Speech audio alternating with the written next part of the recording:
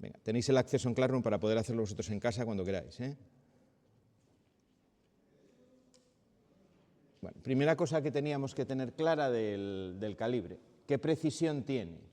¿Vale? Y la precisión se determinaba con el número de divisiones que tendría en el nonio. El nonio es la regla esta que tiene en la parte inferior, ¿vale? Esto de aquí es el nonio.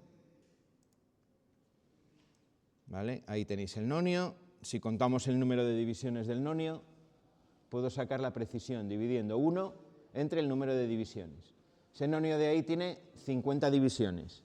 50 divisiones hace que 1 partido entre 50 sea 0,02 milímetros. Es decir, entre cada 2 rayas del nonio, la longitud que hay, o la distancia que estoy midiendo, son 0,02 milímetros.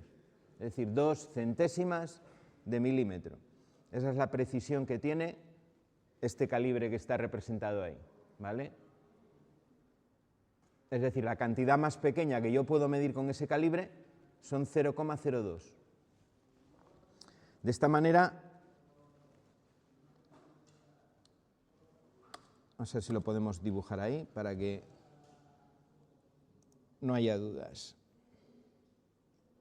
De esta manera, cualquier medida que yo dé diferente o más pequeña del 0,02 es una medida errónea.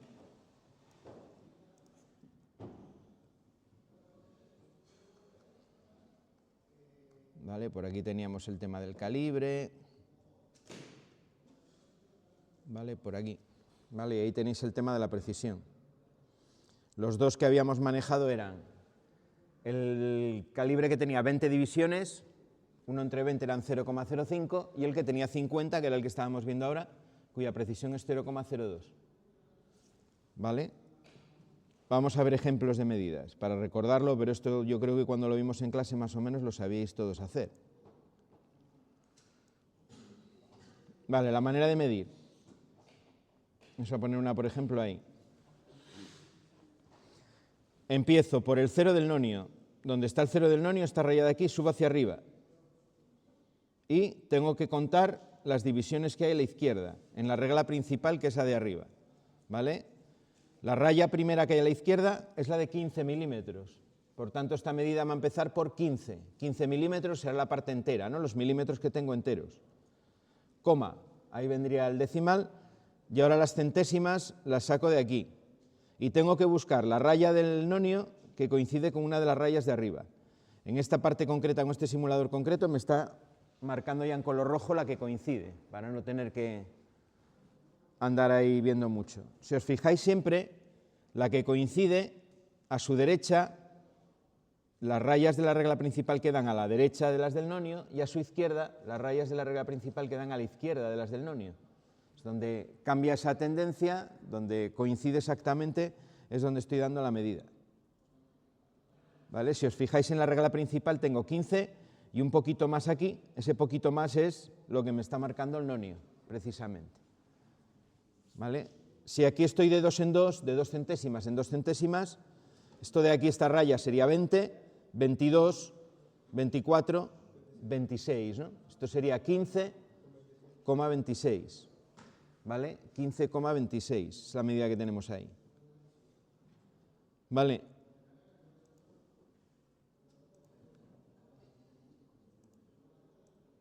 Venga, otra cualquiera, esa de ahí. El cero del nonio. 0,62.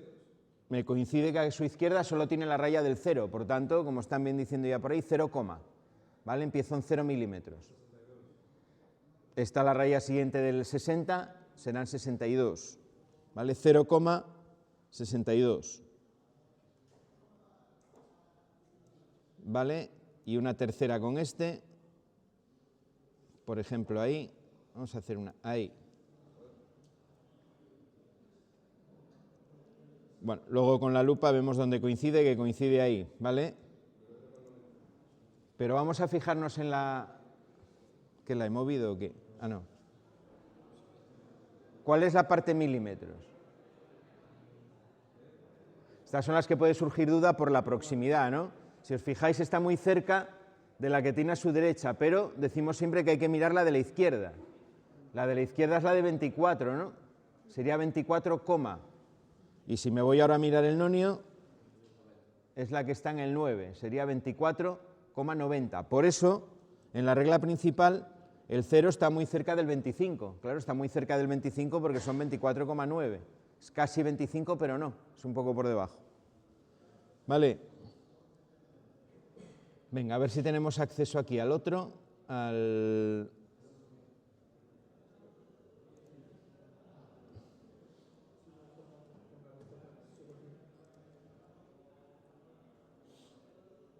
A ver si nos deja acceder al que es. Este es el de 0,02. Y... simulador. Nos tenemos que tragar la publicidad un momento de Google. Ah, vale, no veía la...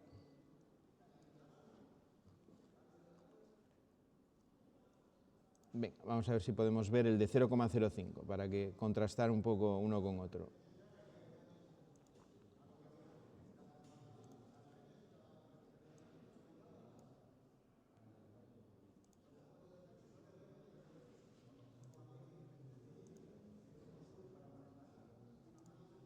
Bueno, este de aquí. Esa es la pinta que tiene el nonio del de 0,05. En este caso tengo 20 divisiones. Si divido, decíamos, 1 entre 20, tengo 0,05. Es decir, aquí voy a medir de 5 centésimas de milímetro en 5 centésimas de milímetro.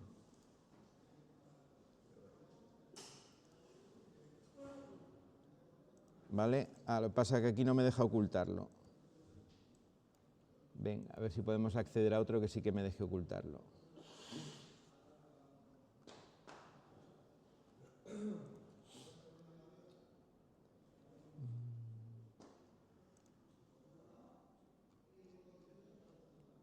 Tiene que estar por aquí.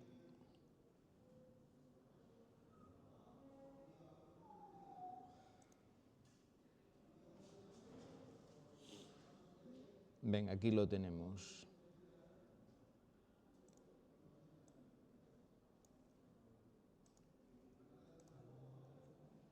Cerramos esto para que no nos moleste mucho. Venga, esa de ahí. Miro lo mismo, el proceso es el mismo. Desde el 0 me voy hacia arriba y miro el número de divisiones que tengo a su izquierda. En este caso, casi está sobre la de 12, pero si os fijáis, la de 12 está a su derecha. Entonces sería la línea que está a su izquierda, que es la de 11. ¿Vale? Serían 11,9, no. Cada raya aquí de raya a raya son 0,05. 11,95 sería la medida, eso sí. Esta de aquí, por ejemplo, bueno, esta ya la visteis, esa de ahí.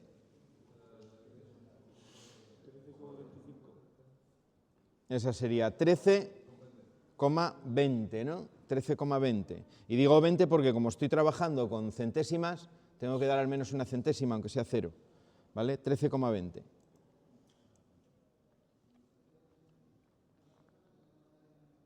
Y otra cualquiera, por ejemplo, por aquí.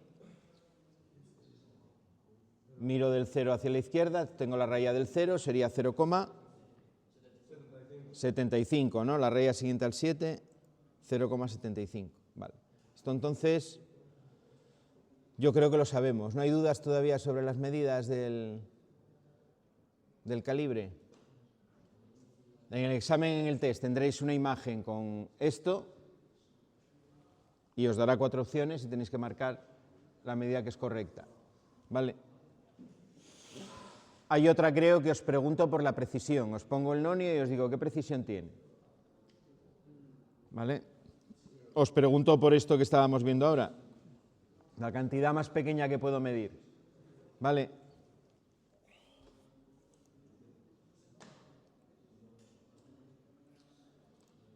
Venga, pues vamos a pegar un repasín viendo algunas cosas de las que os dejé aquí.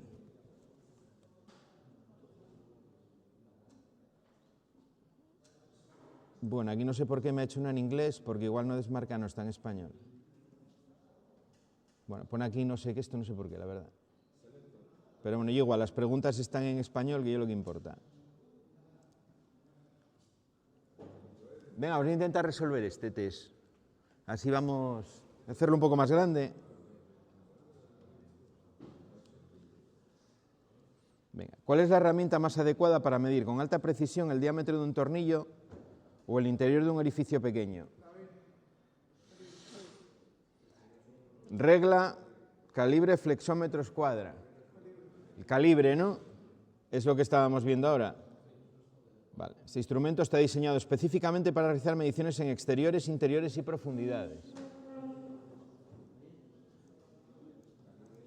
Venga, vamos a la siguiente. ¿Qué acción preparatoria es crucial antes de taladrar una superficie metálica para evitar que la broca resbale? ¿Qué operación hacemos antes de taladrar para que no resbale la broca?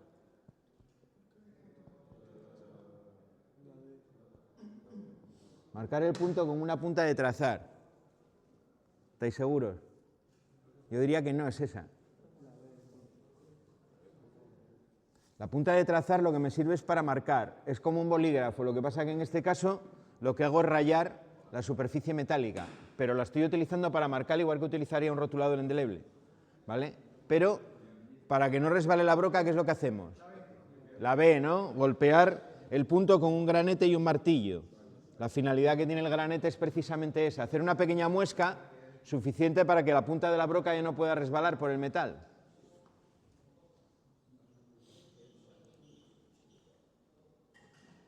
Al utilizar una sierra de calar para cortar una chapa metálica, ¿qué tipo de hoja se debe elegir? Está hablando de una chapa metálica. Me dice, una hoja con dientes grandes y separados, una hoja sin dientes que corta por abrasión, cualquier hoja siempre que la velocidad de la sierra sea baja, una hoja diseñada específicamente para metal con dientes finos. Es la D. Vale. Aquí estaría interesante ver por qué no son las otras. Una hoja con dientes grandes y separados suele ser para materiales blandos, tipo plásticos, tipo madera. Una hoja sin dientes que corta por abrasión suele ser la que se utiliza con materiales cerámicos, con azulejo, con ladrillo, ese tipo de materiales duros, se utiliza ese tipo de hoja. La C, cualquier hoja siempre que la velocidad de la sierra sea baja, pues no me vale porque la hoja va cambiando según el material. Y sería entonces la D, ¿no? Que es la de dientes finos, es exactamente la que necesito. Para realizar un orificio rectangular en la puerta de un cuadro eléctrico para 1 amperímetro, ¿cuál es la secuencia de herramientas más apropiada según el texto? Cortar directamente con una roedora siguiendo la línea marcada. Hay un procedimiento en el libro que precisamente os dice esto. Utilizar una corona perforadora y luego limar hasta darle forma.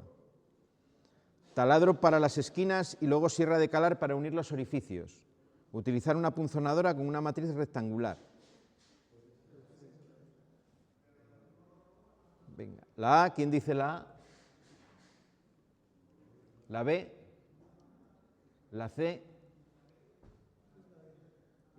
y la D sería en este caso la C. Taladro para las esquinas y luego sierra de calar para unir los orificios. ¿Dónde está el truco? ¿Por qué no es la D? No es la D porque la punzonadora sirve para tamaños pequeños. Y un voltímetro, que es lo que os está diciendo ahí, el tamaño mínimo, los más pequeños, me parece que son de 45 por 45. No, de 45 por 45 no, perdón, de 72 por 72, el cuadrado que hay que hacer. 72 por 72 ya es muy grande para una punzonadora.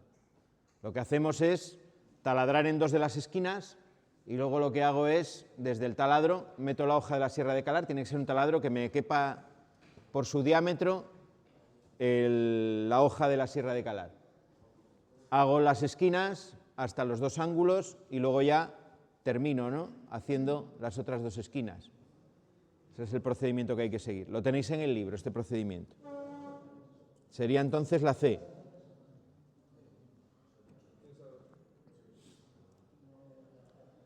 ¿Qué característica define la calidad y el uso de las brocas para metales tipo HSS?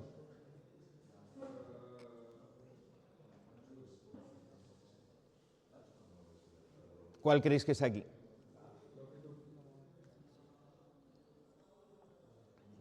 En este caso, el ángulo de la hélice, la longitud total serían características más constructivas, pero aquí me está hablando de calidad y el uso.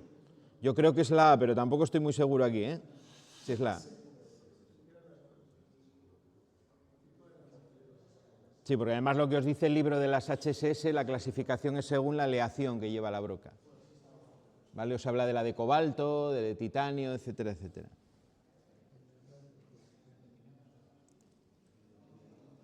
Al realizar una operación de roscado manual en un orificio, ¿por qué se utiliza un juego de 3 machos de roscar? ¿Os acordáis que había un procedimiento que hacía primero un taladro, luego metía el primer macho, luego el segundo y luego el tercero?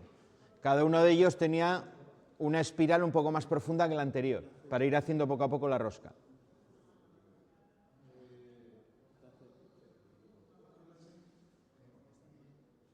Sería la C, ¿no? Lo que hace es ir conformando poco a poco la rosca.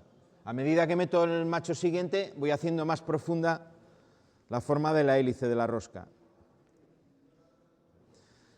Si necesitas unir un railding al fondo de un cuadro de forma permanente y sin usar tornillos, ¿qué técnica de fijación se debería emplear? Me da uso de tuercas clip en un fondo perforado, remachado con una remachadora manual, atornillado por tornillo roscachapa, roscado del fondo del cuadro y uso de pernos. Bueno, si me dice sin usar tornillos, el atornillado con tornillo roscachapa ya no tiene que ser correcta, porque esta sí que es una manera válida de hacer una unión permanente. Sería en este caso la B. ¿Vale? El roscado es con tornillos y el uso de tuercas clip, pues también al final implica un tornillo. Tú pones la tuerca clip en el fondo perforado y el tornillo va en esa tuerca.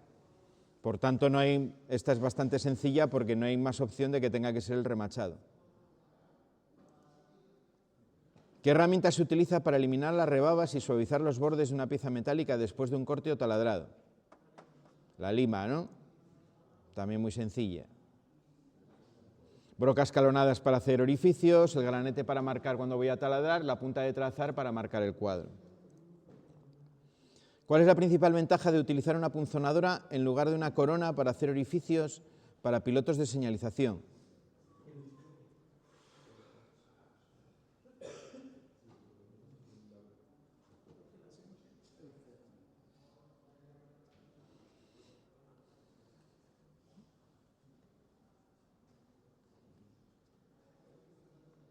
La punzonadora es más rápida, depende. La punzonadora no requiere taladro previo, sí requiere taladro previo, igual que la corona. La corona es la que no requiere un taladro previo. Produce un corte más limpio, sin virutas y con menos deformación. Permite hacer orificios de cualquier diámetro con la misma herramienta. Yo diría que es la C. Pero aquí esta es un pelín, la D es un pelín confusa. También las dos permiten hacer de cualquier diámetro. Es más, la punzonadora me permite hacer cualquier forma, que la corona no.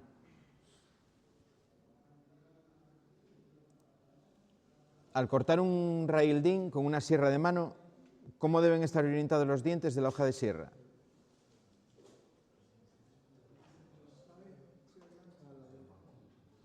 Yo creo que es la D, ¿no? Hacia adelante en la dirección de corte. Lo que teníamos, si recordáis, es que tenían que estar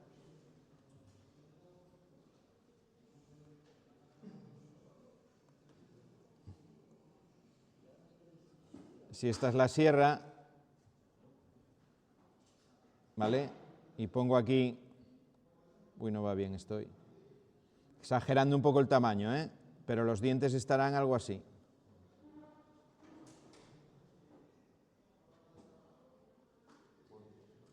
¿Vale? La parte más lisa, la que corta, que es esta parte de aquí, está hacia adelante, ¿vale? Porque el corte lo hago hacia adelante.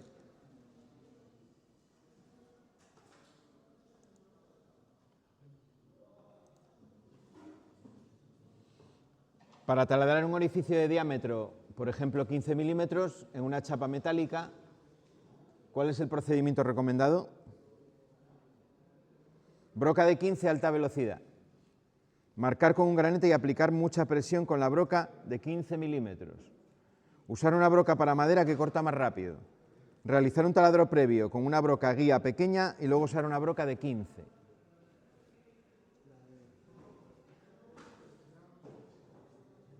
¿Qué os parece? Marcar con un granete y aplicar mucha presión.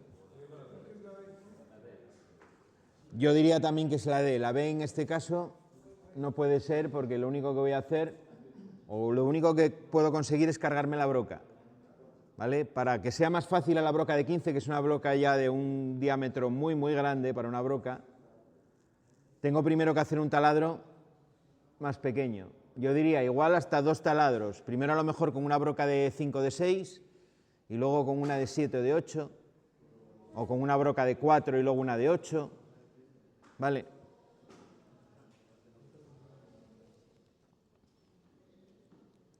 Vale, sería entonces, como bien habéis dicho, la D. ¿Qué es el picado de una lima? ¿Recordáis el libro me hablaba del picado? Me daba un par de tipos, más un tercero que decíamos que no era para metal. La forma y disposición de los dientes en la superficie de la lima. Esa es la correcta, ¿no? La forma que tienen esos dientes, esa rugosidad de la superficie de la lima es lo que llamamos el picado. ¿Para qué se utiliza una falsa escuadra?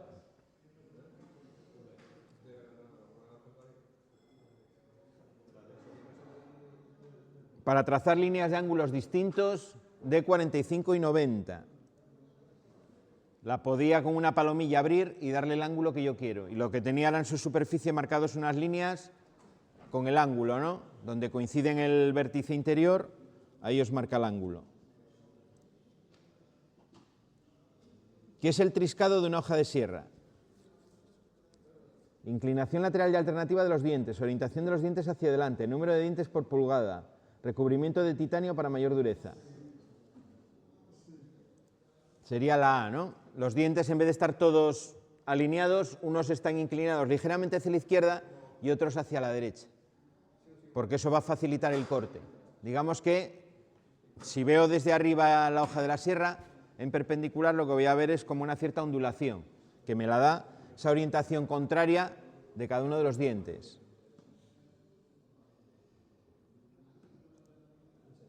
Al fijar un elemento con un tornillo roscachapa, ¿cómo debe de ser el diámetro del orificio previo en relación con el tornillo?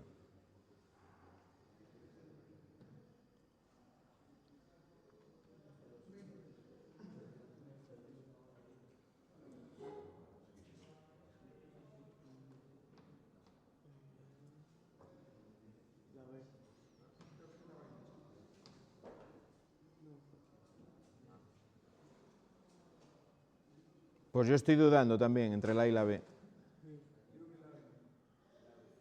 Yo cuando los hago los pongo del mismo.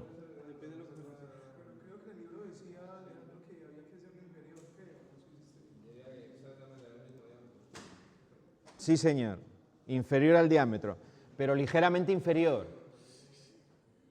Yo lo haría medio número de broca menos, porque si no, te va a ser complicado meterlos. Estamos hablando de que lo vas a atornillar en acero, por ejemplo. ¿Vale? En el perfil este, por ejemplo, que tenéis en las mesas, que está atornillado con roscachapa, me parece que se hicieron con el mismo, porque algunos los hice yo y metí la misma. Pero bueno, si lo metéis por abajo, como dice el libro, medio número por abajo.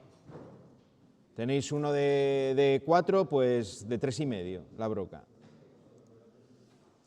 ¿Qué herramienta se menciona como ideal para realizar cortes curvos y orificios de grandes dimensiones en chapas metálicas? Yo creo que es la roedora también. Roedora, broca escalonadas para hacer círculos de diferentes diámetros, sierra manual de arco, para ese tipo de formas igual no es lo más cómodo, y el taladro de columna está bien para orificios circulares también. Sería la roedora. La roedora, una vez que hago un taladro, para que me pueda entrar la cabeza de la roedora, le puedo dar la forma que yo quiera. ¿Cómo se debe proceder para quitar un remache ya fijado?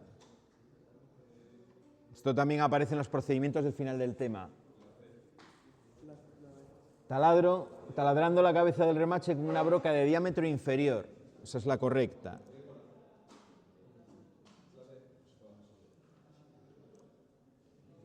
En el contexto del mecanizado de cuadros, ¿qué es el bandeador?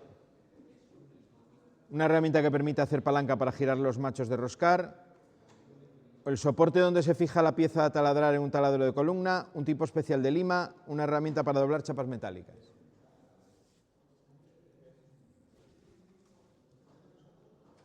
Es la primera, es la pieza que yo utilizo para sujetar el macho de roscar. Os aparece en un lateral del libro, en la foto, y os dice el bandeador, os lo describe allí. Al cortar los extremos de dos canaletas para unirlos en una esquina de 90 grados, ¿qué técnica se debe utilizar? Uso de remaches especiales para esquinas, corte inglete a 45 en cada canaleta, limado de los bordes hasta que encajen, corte a escuadra a 90 en ambos extremos.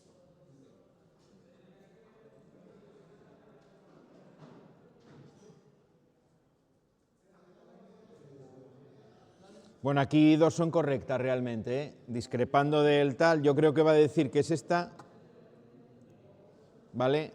Pero se pueden cortar en liso a 90 perfectamente y vais a ver muchos cuadros, ya veréis, cuando veáis por ahí que están a 90. Como más guapo queda y más elegante es a inglete, pero también es más complicado que quede bien, entonces muchas veces se presentan a 90 grados y está. Además, quitándole los dientes que tiene la canaleta, yo puedo hacer que en esa unión a 90 el cable pase perfectamente, igual que por la esquina. ¿Vale? Las brocas HSS de cobalto rectificadas se consideran de la mejor calidad. ¿Cuál es su principal ventaja? Baratas, fáciles de encontrar, taladrar metales más duros y disipan mejor el calor, solo sirven para plásticos y metales blandos, no requieren ser afiladas nunca. Yo creo que es la B. Son precisamente para materiales duros. El cobalto lo que le transfiere es dureza al metal, le da dureza.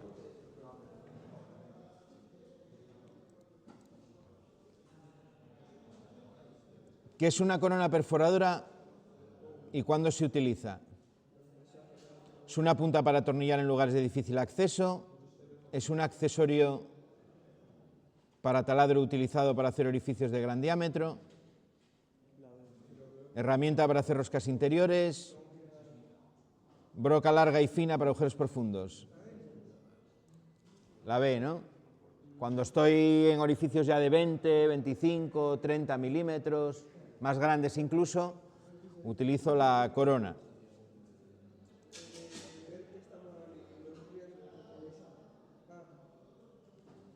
Según la sección de Mundo Técnico, está haciendo referencia al libro, ¿eh? ¿Cuál es la ventaja de los sistemas de montaje de cuadros sin mecanizado? Los que llamábamos prefabricados, si recordáis. Permiten una mayor personalización del mecanizado, reducen significativamente el tiempo de montaje. Son sistemas más baratos que los convencionales. Son obligatorios en todas las instalaciones nuevas.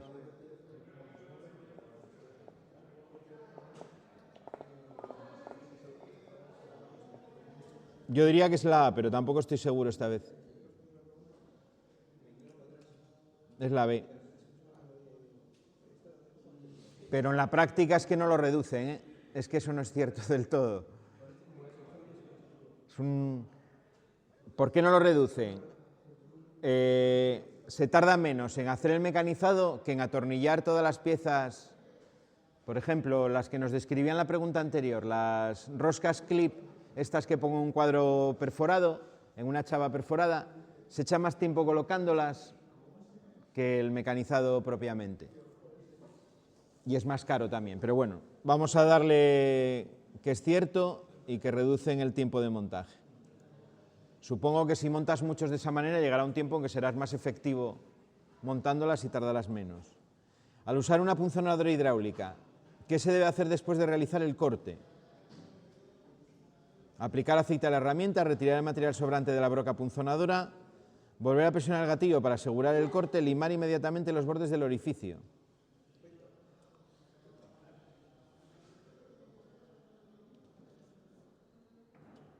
¿Cuál decimos aquí? Aplicar aceite a la herramienta, yo creo que esa no es, porque el aceite se aplica a la taladrina cuando estás empleándola. Más una punzonadora hidráulica, como no gira, no produce una fricción excesiva, tampoco tiene sentido aplicar taladrina. Retirar el material sobrante de la broca punzonadora, yo sería lo que haría, porque te va a quedar como el donut, ¿no?, entre comillas, del taladro que has hecho. Volver a presionar el gatillo para asegurar el corte. Una vez que hace el corte, el gatillo ya se ha vencido y no hay que hacer nada más. Limar inmediatamente los bordes del orificio, bueno, hay que limarlos, pero inmediatamente yo diría que es esta, ¿vale?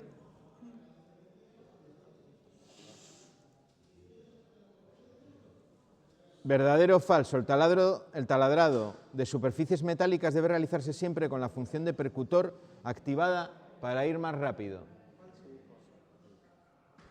¿Dónde se utiliza la función de percutor del taladro? ¿Con qué materiales? Paredes, ¿no? Materiales de construcción, con ladrillo, con azulejo, con hormigón, con cemento. Ese tipo de materiales lo pongo siempre en modo percutor. Madera, metal, otro tipo de materiales que no sean de construcción, siempre en modo taladro. Por tanto, esta sería falso, ¿no? ¿Cuál de las siguientes características no define a una lima? El material del mango, el tamaño o longitud en pulgadas, la forma, sección transversal, el picado. Bueno, esta es muy fácil, ¿no? ¿No? El material del mango. ¿Qué me da más a mí que el mango sea de madera, sea de fibra, sea de lo que sea? Da igual.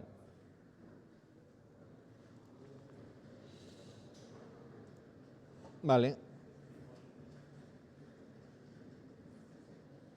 Bueno, este es el cuestionario que tenéis aquí en el Classroom, ¿vale? Que quiero revisar. Una vez que las he mirado, pues puedo ir hacia atrás y, ¿vale?, me las vuelvo a poner todas, viendo cuáles serán las respuestas correctas, ¿vale? Más cosas que tenemos por aquí para poder repasar. Vamos a ver alguna más. Para el tema de los conceptos, vaya, el mapa mental ya lo tenía por aquí.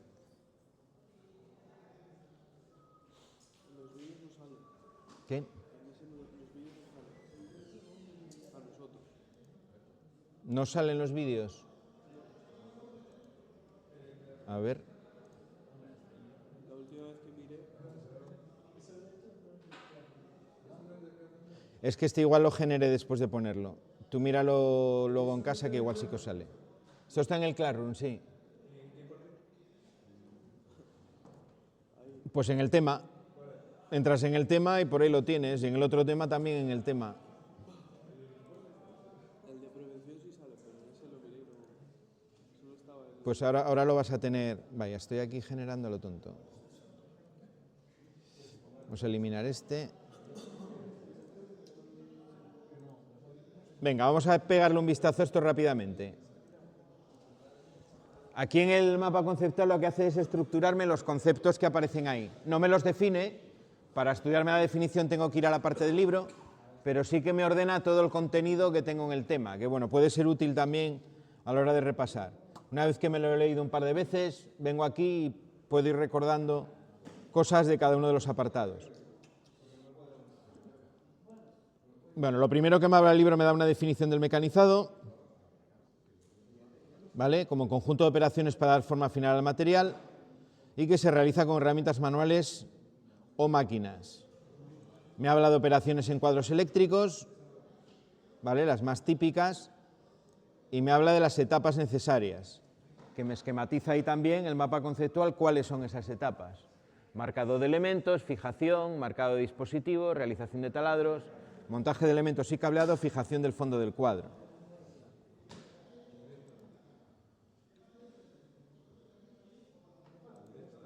Vale. Luego me habla de las herramientas de medida, que es donde entraba el calibre, ¿no? Me habla del metro, me habla de la regla metálica, de la escuadra y del calibre, ¿vale? De herramientas era lo que teníamos por ahí. El flexómetro, la tira metálica está con divisiones, es más usado, es flexible, es portátil y tengo en varias longitudes. La regla metálica para trazado de líneas rectas, escuadra, me permite medir a 90 y a 45, comprobar si dos superficies son perpendiculares, y para otros ángulos tengo la falsa escuadra.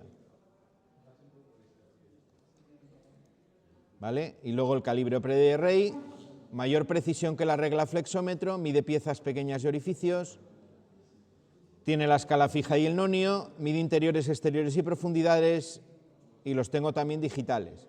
¿Veis cómo me va estructurando de manera muy, muy resumidita la información que tenemos ahí? Yo creo que esto está bien que le echéis un ojo también, ¿eh? Os puede ayudar, bueno, y así con todo, tampoco lo vamos a ver entero, pero bueno, veis por ejemplo en las herramientas de marcaje, cómo me va dando también la división que me pone ahí el libro, ¿vale?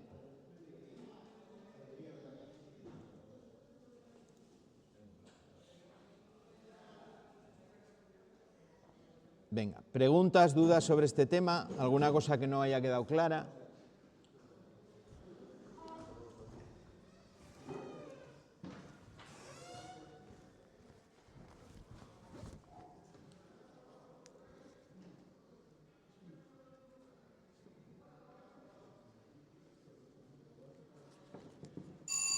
Vale, vamos a pegarle un repasín rápido entonces al de seguridad. Tenéis aquí también, en el Classroom, en el tema correspondiente, esta parte de aquí. En este caso, le he metido como información tanto los vídeos de mayor duración de los que estuvimos viendo como las fichas de seguridad que vimos, ¿vale? Es lo que tiene aquí. Vamos a ver el cuestionario, a ver si nos lo sabemos este. ¿En qué situación es obligatorio que un centro de trabajo disponga de un local específico para primeros auxilios? Cuando el centro de trabajo tiene más de 50 trabajadores, únicamente si se realizan trabajos en altura, en todos los centros de trabajo, sin importar el tamaño, siempre que se utilicen herramientas manuales. Es la primera, como ya estabais diciendo por ahí, más de 50 trabajadores. ¿Cuál es el propósito principal de mantener las vías de circulación y salidas libres de obstáculos? Mejoran la estética y el aspecto general, facilitar el acceso a las estanterías, evitar que los residuos se acumulen fuera de los contenedores, para garantizar una evacuación rápida y segura en caso de emergencia. La que más sentido tiene aquí es la D, ¿vale? También es para evitar que la gente tropiece y se pueda caer, ¿no? Por ejemplo. Según la normativa, ¿en qué momento se deben utilizar los equipos de protección individual? Cuando se han agotado otras vías de protección o como medida complementaria, únicamente en trabajos que involucren riesgo eléctrico, solo cuando el trabajador lo considere necesario por su propia cuenta, como primera medida de protección ante cualquier riesgo. Yo creo que es la A. Si os acordáis en seguridad, primero tenemos que optar por medidas de protección colectiva, ¿vale? Y hay muchas veces, o hay veces, que con medidas de protección colectiva se elimina el riesgo. En ese caso, yo no tendría que usar EPIs. ¿Los EPIs cuándo los utilizo? Cuando se han agotado todas las vías ya de protección colectiva, pues si el riesgo permanece, entonces tengo que utilizar el equipo de protección individual.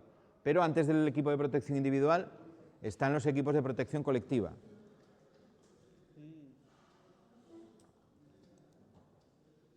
¿Qué característica deben tener las botas de seguridad utilizadas por los electricistas para ofrecer una protección adecuada?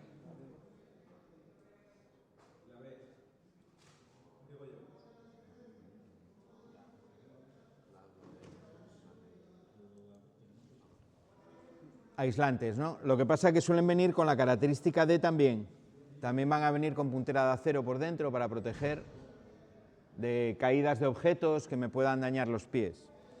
Lo que pasa es que, bueno, habla de la característica eléctrica específicamente, ¿no? Utilizada por los electricistas. ¿Cuál es el uso incorrecto de los alicates que puede provocar un accidente? Aflojar o apretar una tuerca, sujetar una pieza pequeña mientras se lima, cortar un conductor eléctrico, doblar una pletina. Yo diría que es la A, ¿vale? Que os aparece así además en los apuntes. ¿Qué acción se debe realizar siempre al cambiar un accesorio en una herramienta manual eléctrica? Esperar a que enfríe, utilizar guantes, desconectar la herramienta, asegurarse de que el interruptor está en posición de apagado. Yo diría que es la C, al menos yo es lo que hago. Siempre la herramienta desenchufada, desconectada. ¿Por qué? Porque si la desconectáis, no hay accidente posible. No hay accidente posible. Por muchos resguardos que tenga y muchas medidas de seguridad, estando enchufada puede haber una posibilidad remota de que haya un accidente, pero si la desenchufo, ahí ya no va a haber problema. Al utilizar una escalera de mano, ¿qué ángulo aproximado debe formar con la horizontal para garantizar su estabilidad?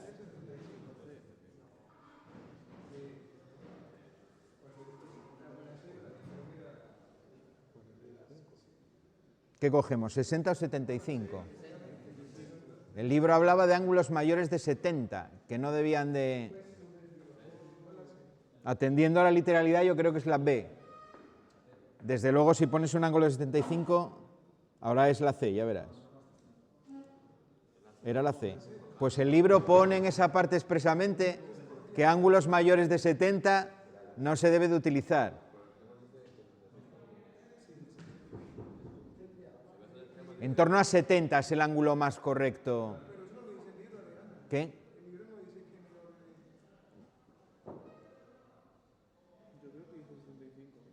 Sí, pues entonces es un error mío. Entonces está correcto así, sin más. Yo en mi cabeza recordaba 70, no 75. En una escalera de tijera, ¿qué elemento debe estar completamente extendido para asegurar que no se cierra inesperadamente? El tensor, ¿no? Es esa pieza que hay justo en medio. ¿Cuál es la función del pulsador de seta rojo que se encuentra en muchas máquinas? Marcha controlada, reinicio, permitir la parada total de la máquina en condiciones de seguridad. Esta es la C claramente, ¿no? Le doy a la seta, la máquina para de manera inmediata y segura. ¿Por qué se recomienda no llevar ropa holgada, pelo suelto o joyas al trabajar con máquinas?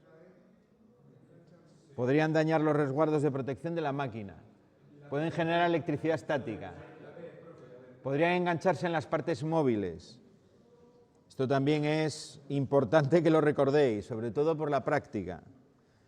Melena, pendientes, anillos, ropa que está demasiado floja, todo eso es un peligro.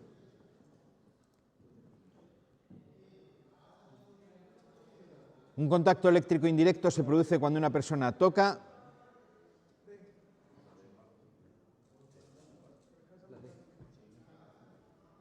una carcasa metálica de un equipo. Habla de indirecto, sería la D. Si toco la fase directamente, entonces sería directo. ¿Qué dispositivo de protección es fundamental para cortar la alimentación ante un contacto eléctrico indirecto? Interruptor diferencial. La función que tiene en el cuadro diferencial es precisamente cortar la alimentación cuando tengo una derivación en una máquina. ¿Cuál es la primera regla de oro que debe aplicar antes de iniciar un trabajo en una instalación eléctrica? Desconectar las fuentes de alimentación. Empezaba por desconectar, la segunda era bloquear. Verificar la ausencia de tensión sería la tercera. Poner a tierra y en cortocircuito. Ah, que no le di. La D. En el procedimiento de las 5 reglas de oro, ¿cuál es el propósito de la puesta a tierra y en cortocircuito?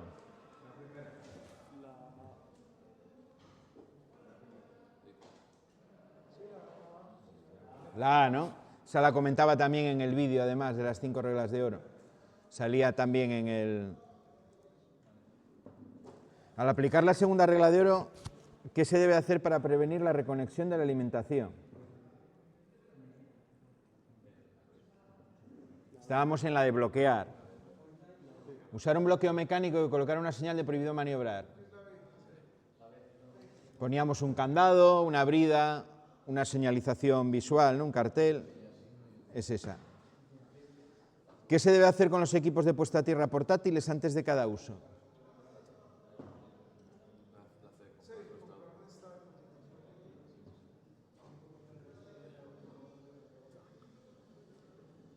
Comprobar su estado de conservación y funcionamiento. Esto os lo dice porque normalmente voy a tener conductores de cobre que se oxidan con facilidad. Entonces hay que ver que esté en buen estado. ¿Vale? Al finalizar un trabajo sin tensión, ¿cuál es el último paso antes de cerrar los circuitos para reponer la tensión? El último paso.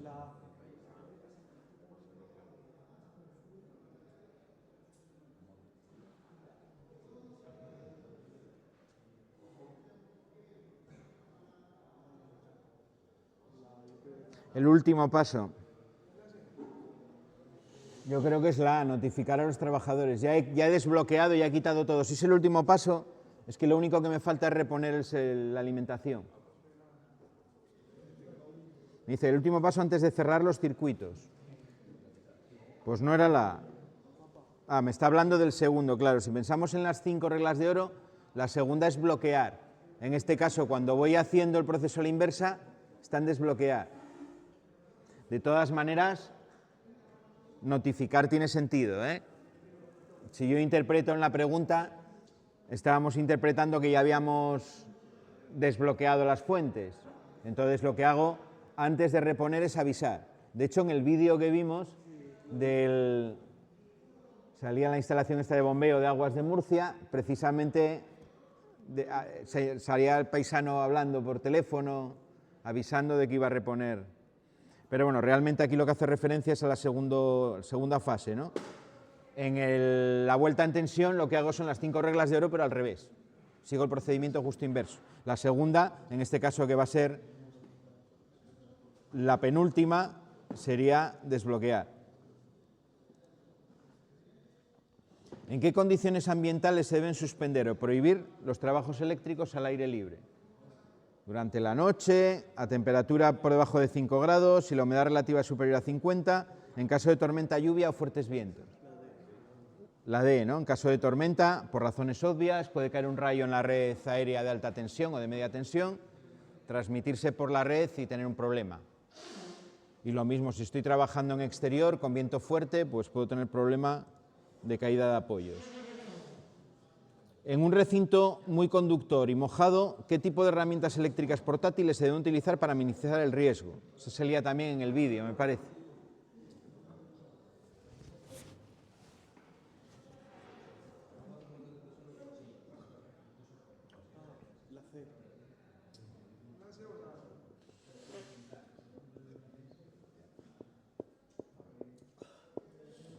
Bueno, de clase 1 no es, porque clase 1 es con un aislamiento normal, ¿vale? Las herramientas normalmente como mínimo suelen ser clase 2 y no están conectadas a tierra. Si os fijáis en cualquier taladro, para utilizar a 230 en una instalación normal, tiene doble aislamiento y además tiene en el enchufe, si lo veis, no tiene toma de tierra. El doble aislamiento lo vais a identificar por un doble cuadrado que aparece en la cubierta. El símbolo del doble aislamiento es algo así. ¿Me deja esto dibujarlo? Ese es el símbolo del doble aislamiento. Pero me está hablando de un local con muy baja tensión de seguridad. Yo me inclinaría por decir que es la C, ¿vale? Se podría utilizar también uno de clase 2 con un transformador de aislamiento. Es decir, alimentar con un transformador de aislamiento y de ahí sacar, en este caso es obvio que es la 3, porque no hay esa opción. ¿Qué sensibilidad debe tener un interruptor diferencial para proteger los circuitos en locales húmedos o mojados? La normal de la vivienda son 30, aquí estamos en una condición un poco más extrema, tendría que ser más sensible, tendría que ser el de 10.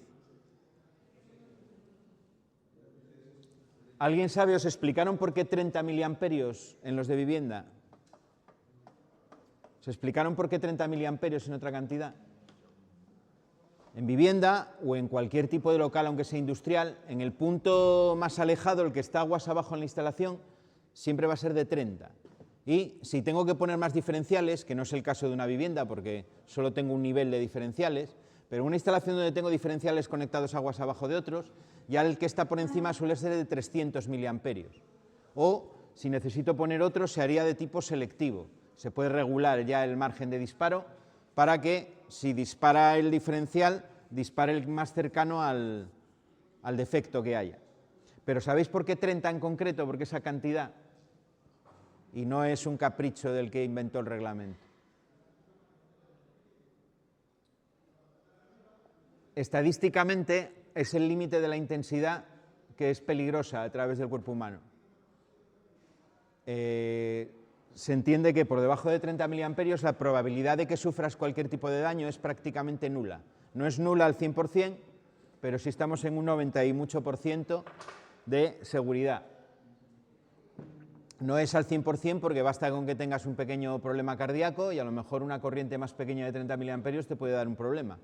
Pero a la mayor parte de las personas, por debajo de 30 miliamperios, bueno, puedes tener una sensación desagradable. No va a ser agradable necesariamente porque sea menor de 30, pero no va a estar comprometida la vida. Por encima de 30 la posibilidad aumenta mucho. Aumenta hasta el punto donde se considera ya peligroso. Y además está hecho, en este caso se experimentó con personas, está experimentado, con lo cual es bastante fiable, ¿vale? En ciertas guerras, en ciertas situaciones, cierta gente aprovechó para hacer este tipo de experimentos y funciona. Con 30 miliamperios en el diferencial, si yo me quedo sin instalación de tierra en mi vivienda y yo toco la chapa de una lavadora, por ejemplo, que se ha puesto en tensión, como mucho, como yo tengo el diferencial, aunque no tenga tierra, en ese momento van a pasar a través de mí como mucho 30 miliamperios, porque si pasan más, el diferencial corta, y corta en menos de 100 milisegundos, de 10 milisegundos, perdón, menos de 10 milisegundos, con lo cual no le da tiempo incluso a que me produzca ningún tipo de daño, ¿vale? Es por el tema de la peligrosidad. Si estoy en un local mojado, como las condiciones de paso de la corriente van a mejorar, pues entonces me bajan el límite para que sea menos. La humedad, el efecto que tiene con la electricidad no es que me haga... El agua en sí no es conductora, ¿vale? El agua que saco del grifo es aislante. Se puede hacer la prueba, un día si tenemos tiempo la hacemos. Cogemos un cubo de plástico, lo aislamos del suelo y podemos meter un portalámparas con sus dos cables, la bombilla funcionando y lo metemos en el cubo. No debería de pasar nada. La lámpara va a seguir alumbrando dentro del cubo, porque el agua es aislante. ¿Cuál es el problema que produce el agua? ¿Por qué siempre se dice que el agua con la electricidad que hace mala mezcla? El problema es que reduce la resistencia superficial.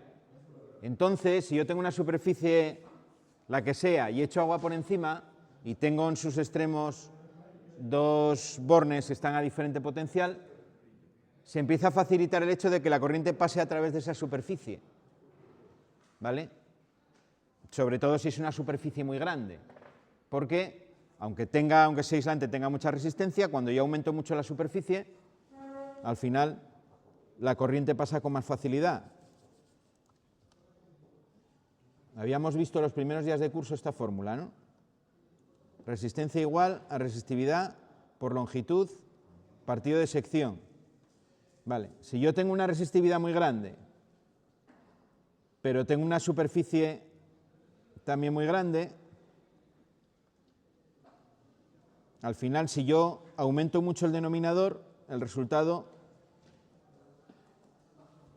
es que el resultado aumenta, ¿vale? Si estoy dividiendo entre un número muy grande, me da un resultado muy pequeño.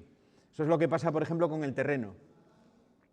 Cuando yo pongo la pica de tierra y pongo la pica en una vivienda, por ejemplo, en un edificio, y pongo la pica de tierra en el centro de transformación, siempre se dice, los terrenos son aislantes, son más conductores cuando están mojados, ¿no? Por ejemplo, aquí en Asturias, que tenemos el suelo fértil, ¿no? De turba, mojado y demás, es el suelo más conductor que hay. Pero aunque sea muy conductor, sigue siendo muy aislante. La corriente puede pasar con facilidad entre el centro de transformación y la vivienda a través del terreno, porque tengo una superficie para el paso enorme. Como la superficie es tan grande para el paso de la corriente, la resistencia aumenta, ¿vale? Por eso hacemos instalaciones de tierra que sean muy grandes, para que tengan mucha superficie en contacto con el terreno, para que la resistencia disminuya, esa resistencia de puesta a tierra. Bueno, todo esto lo iréis viendo en el módulo de viviendas y en el de electrotecnia también os comentarán cosas de esto. Si te encuentras un compañero electrizado y pegado a un conductor, esto no salía en el vídeo, ¿cuál debe ser tu primera acción? Tirar de él para separarlo inmediatamente, desconectar la corriente accionando los interruptores, utilizar un objeto metálico para separar a la víctima del cable, llamar inmediatamente a los servicios de emergencia. Lucas, por favor. Esta, ¿no? Nos aparecía en el vídeo, lo decía claramente. ¿Que no es posible?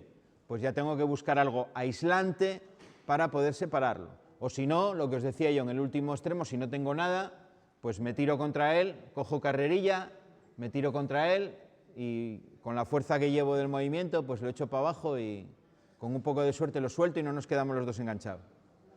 ¿Vale? Lo que no puedo hacer es ponerme a tirar de él así, porque probablemente en cuanto le toque me voy a quedar enganchado yo también. La corriente va a pasar a través de los dos.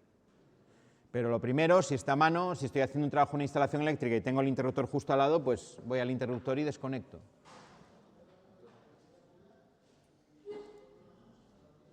¿Cuál es la condición indispensable para los trabajadores que realizan trabajos con tensión? Más de 5 años de experiencia, ser trabajadores cualificados y autorizados, realizar el trabajo siempre en solitario para evitar distracciones, contar con un seguro de vida de alta cobertura. Trabajadores cualificados, ¿no? Bueno, asegurado vas a estar, pero el tema es que estés cualificado. Cualificado es una formación que te van a dar en la empresa que te cualifica para ese trabajo, ¿vale? De hecho, existen esas cualificaciones para muchos tipos de trabajos. Todos conocemos los cursos, yo qué sé, de trabajo en plataforma, el curso de carretilla elevadora, el curso, todos esos cursos son cursos que van centrados en la seguridad, en cómo utilizar esa herramienta de manera segura. Pues lo mismo ocurre con los trabajos en tensión. La cualificación va relacionada con la seguridad. De acuerdo con la ley de Ohm, si se mantiene constante el voltaje en un circuito, ¿qué ocurre con la intensidad de la corriente si la resistencia aumenta? Tensión constante. Tensión es igual a intensidad por resistencia. Intensidad es igual a tensión partido de resistencia. Si la resistencia aumenta, la corriente disminuye, ¿no? Sería la D. Muy bien. Y ahí os lo explica. ¿Qué responsabilidad tiene el empresario con respecto a los EPI de los trabajadores? Recomendar su uso, pero dejar a disposición final del trabajador. Ofrecer un catálogo EPI para que el trabajador compre los que prefiera. Suministrar gratuitamente y velar por su correcta utilización. Descontar del salario el coste de los EPI. La C claramente, ¿no? Tiene que suministrarlos gratuitamente y tiene que velar por su correcta utilización, que implica que tiene que dar formación al trabajador en cómo utilizarlos y supervisar su uso para que se estén utilizando correctamente. ¿Vale? Es muy típico en empresas medianas a grandes que haya un responsable de seguridad en la empresa, es decir, que no lo tengan externalizado en una mutua y ese responsable de seguridad se pase por las obras o por las instalaciones y en el momento en el que ve a alguien que no está utilizando un EPI correctamente o no lo está utilizando, esa persona se va para casa inmediatamente.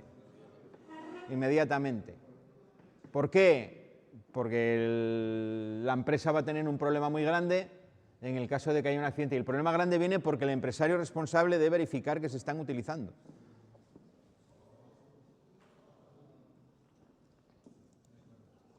Al trabajar en altura, ¿cuál es la forma correcta de transportar las herramientas manuales que no se estén utilizando? Estoy en altura y hay herramienta que no estoy utilizando. ¿Qué hago con ella? En los bolsillos del pantalón o la chaqueta, en una cartera fijada en la cintura o una bolsa tipo bandolera. Dejarlas en los peldaños, sujetándolas con la mano. Yo creo que es claramente la B, ¿no? Os habla además en los apuntes, yo creo que lo decía expresamente, y en el vídeo yo creo que salía también. Vale. Muy bien. Con esto está hecho el repaso. Lo miráis hoy. Leemos los dos temas, si todavía no lo he hecho. 2 veces. Y luego estaría bien que vinieseis aquí y ya cada uno lo que le ayude. Al que le ayude el mapa mental para recordar lo que leyó, pues es una buena opción. A algunos seguramente el resumen de audio os sirva bastante, el estar oyendo cómo os cuentan. El resumen de audio, eso sí que nos genera aquí, es bastante resumido, ¿eh? Nos da solo cosas esenciales. El resumen de vídeo, que viene a ser lo mismo, pero os pone alguna imagen que, bueno, nos da un aporte visual que nos puede ayudar a recordar. El informe, que es como un resumen, ¿vale? Este de aquí, bueno, no, aquí lo estoy generando. El informe aquí, ¿vale? Ahí tenéis, pues, un resumen tipo texto. Lo cerré. Vale, lo tenéis aquí. Pero bueno, esto realmente es como leeros el libro, tampoco nos lo resume mucho, con lo cual podéis volver a intentar hacer el cuestionario al final para ver lo que lo sabéis. Si dudo en alguna de las respuestas o me equivoqué, pues lo suyo sería ir a la parte donde pone explicar y te va a referir a la parte del vídeo de los apuntes donde te decía. Entonces puedes volver atrás y mirarlo. Vale, yo creo que es la mejor manera de estudiar esto para que todos podáis sacarlo bien. El que le ayude más el audio, el que le ayude más la visualización en esquema, ¿no?, de los conceptos, pues que lo mire, cada uno ya a su gusto. Vale. Debería de ser 2 exámenes muy fáciles para que la mayoría los podáis sacar. Desde luego el que lo haya mirado mínimamente lo va a sacar seguro. Vale, no voy a ir a preguntas complicadas, ni liosas, ni a jugar con el lenguaje, ni ese tipo de cosas. Van a ser los 2 tipos test. Hacemos primero uno y en cuanto acabemos ese se publica el otro para hacerlo a continuación. Vale. Venga, preguntas, dudas.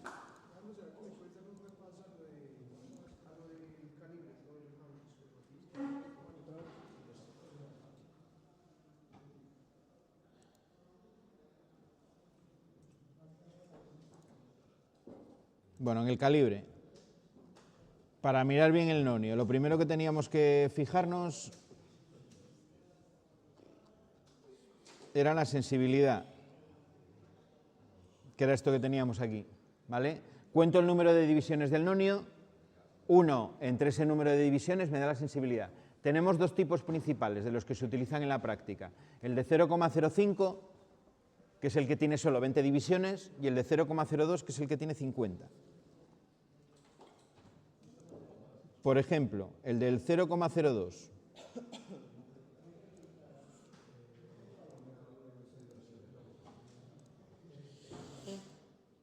Bueno, este es el de 0,05, perdón. Este de aquí.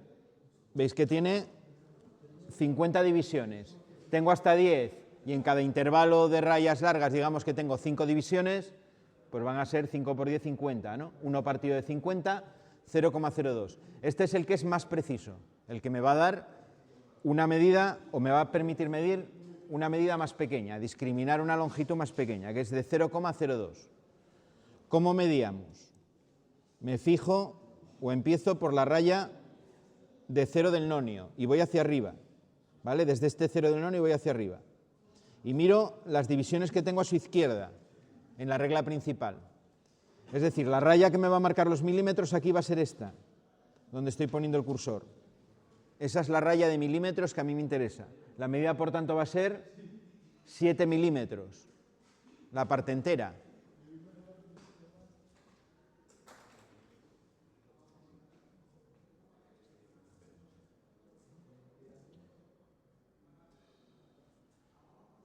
La parte decimal, tengo que mirar qué raya del nonio me coincide con una raya de las de arriba, de la regla principal. En el examen yo os la voy a dar marcada ya, la raya que coincide también igual que aquí. ¿Por qué? Pues porque en la pantalla se ve regular. Vale. En este caso es la raya que está en el 4. Eso se corresponde, cuando me coincide en una de esas fácil, con 40, ¿no? ¿Vale? Tanto en uno como en otro. Si me coincide con una de las rayas largas, la cifra que me pone ahí que sería 40 centésimas. serían 7,40. Vamos a poner otro caso que coincida en otra distinta. Por ejemplo, ahí voy desde el cero del nonio, arriba, la primera que está a su izquierda es esa de ahí, siguen siendo 7,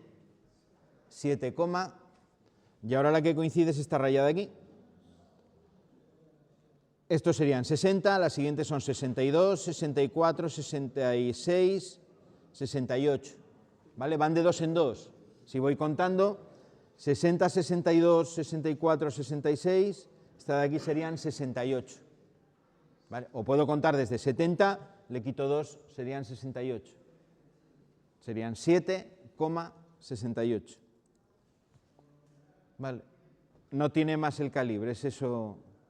Si estoy en el otro, pues en vez de 2 en 2, va de 5 en 5 centésimas. Fijaros bien, lo primero siempre con el calibre, en el nonio, cuántas divisiones tiene para saber si estáis en un caso o en el otro.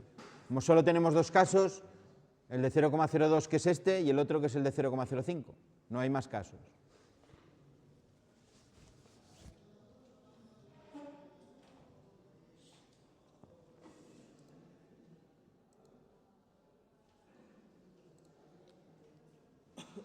Bueno, más cosas. ¿Aclaró la duda que tenías? Y si no, pues hoy por la tarde me vuelve a surgir la duda. Vengo al Classroom, me meto aquí en el tema 3D mecanizado y tengo aquí el enlace a la página esa del brasileño este que tiene hecho el simulador y miro a ver si lo recuerdo. ¿Vale? Tenéis aquí los vídeos de las clases también, si queréis verlos. ¿Vale? Los vídeos de seguridad para el tema de prevención que habíamos visto en clase, tenéis el acceso aquí para poder volver a verlos en casa si necesitáis verlos otra vez. Sobre todo aquí el que más información tiene es el de precauciones frente al riesgo eléctrico, el que era el vídeo este de formación de Aguas de Murcia, ¿vale? Y este de 3 minutos también estaba bien. También os daba ahí las 5 reglas de oro de manera muy esquemática y muy clara. ¿Vale? Venga, a ver si mañana os sale bien a todos. Lo que vamos a hacer hoy a continuación. Vamos a empezar con las prácticas ya de tablero. ¿Vale? Tenemos que empezar también el tema de dibujo, pero vamos a dejarlo para el jueves, el tema de dibujo. ¿Vale? El jueves vamos a intentar pues, hacer esta parte de la práctica 1, que es el dibujo a escala del cuadro, ¿vale? Del cuadro, que lo único que vamos a dibujar va a ser el contorno del cuadro y vamos a dibujar los ejes que yo tendría que marcar. Imaginaos que fuese metálico, pues con una punta de trazar, ¿qué líneas tendría yo que trazar? Las vamos a dibujar y las vamos a acotar, le vamos a poner cotas. Entonces lo que vamos a ver el jueves va a ser cómo va lo de las cotas, cómo se utilizan las cotas según la normativa de dibujo y vamos a ver las escalas, que es otra cosa importante. Esto nos han dicho en las empresas. Yo he sido, bueno, ahora soy tutor de prácticas, fui tutor de formación en centros de trabajo muchos años y una cosa que me dijeron más de una vez, estando en talleres eléctricos, era el tema este de que supiesen los alumnos un poco de dibujo mecánico. ¿Por qué? Pues porque hay que mecanizar un cuadro, hay que sacar unas cotas para marcar un taladro, para un pulsador o para un piloto, y hay que saber interpretar un plano, hay que saber leer las cotas. Y en un momento dado, cuando yo lo voy a hacer, cuando modifico algo, tengo que saber hacer una cota pues, para modificar un plano en un momento dado. ¿Vale? Es muy típico en un taller, aunque yo parta de un proyecto, de un plano concreto, a veces se hacen modificaciones sobre la marcha. ¿Por qué? Pues porque el cuadrista muchas veces tiene un conocimiento más práctico, más concreto que el ingeniero que está haciendo el proyecto. Y a lo mejor ve que es mejor hacer las cosas de una manera que de otra. O incluimos un nuevo elemento que en el proyecto no estaba contemplado y hay que meterlo ahí. ¿Vale? Normalmente lo que se hace es modificar el plano y el plano modificado se le lleva a la oficina técnica para que lo modifiquen. ¿Vale? Los planos es algo que está vivo y se puede ir modificando. Bueno, eso lo vamos a hacer en esta parte de la práctica 1, ¿vale? Eso es lo que vamos a hacer el jueves. Lo que quiero que hagamos hoy Primero de todo, si alguien no acabó de montar el cuadro, tenemos que acabar de montarlo ya, porque tenemos que pasar a lo que queremos hacer hoy, que es cableado eléctrico, ¿vale? Vamos a empezar con estas prácticas, ¿vale? Con lo que es la práctica 3, circuitos de mando con relés.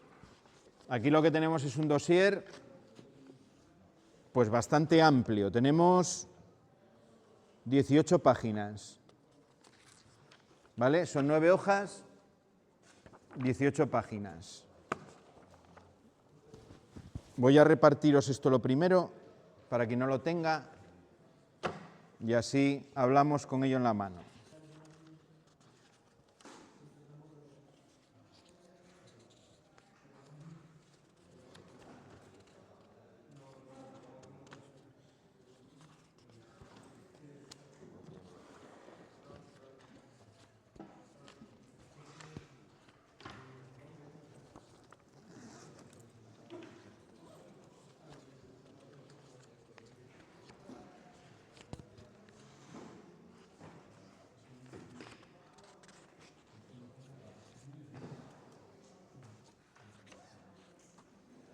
¿A ti te las había dado estas? Sí.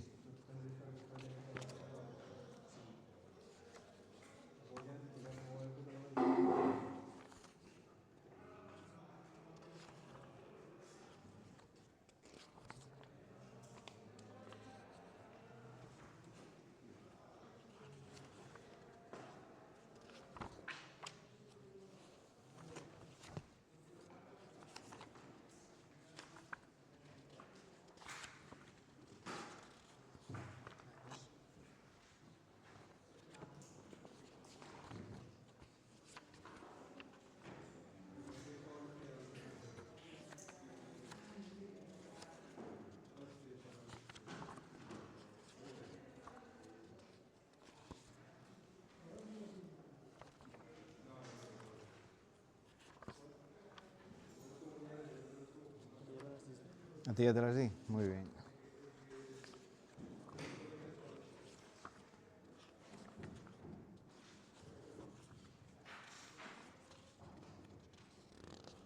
Toma, esta es para ti.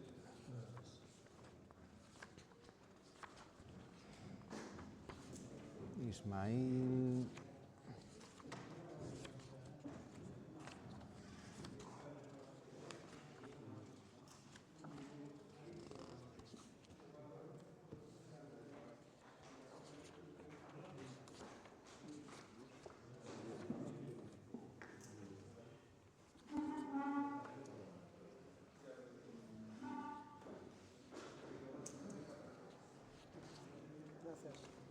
Bueno, ¿qué tenemos entonces aquí? Pues veis que son un montón de montajes, ¿no? Tenemos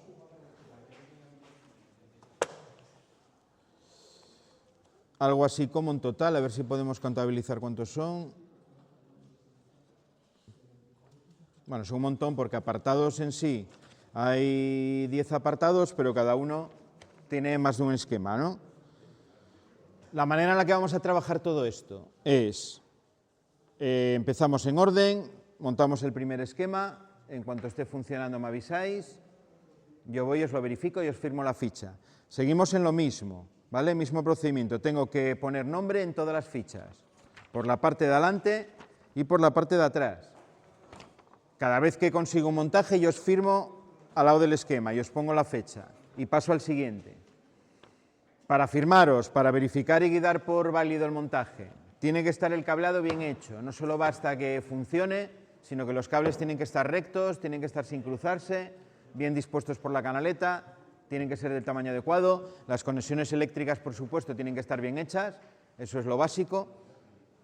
Y si además funciona, pues os marco que funciona, ¿vale? Si hacemos cortocircuito o algo por el estilo, yo os lo marcaré en la ficha,